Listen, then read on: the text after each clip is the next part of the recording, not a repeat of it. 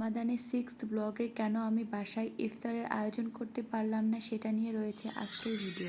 আসসালামু আলাইকুম, I hope আপনারা সবাই অনেক ভালো আছেন। সেদিন একটু বেলের শরবত বানিয়েছিলাম, তারপর চলে গেলাম হসপিটালে।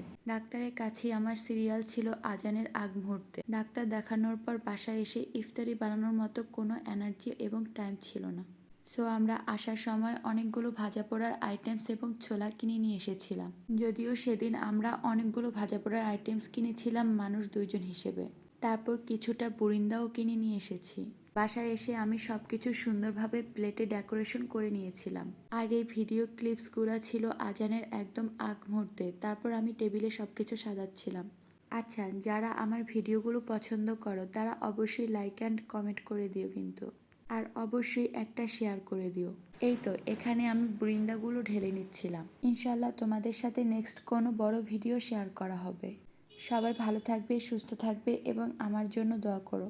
এই তো ইফতার শেষ করার পর আমি চলে আসলাম 1 কাপ চা নিয়ে। ইফতারের পর চা নিয়ে এই টাইমটা আমি খুব রিল্যাক্সে থাকি। সারাদিনের ইফতার এবং নামাজের পর এই চাটাই আমাকে ফ্রেশ করে।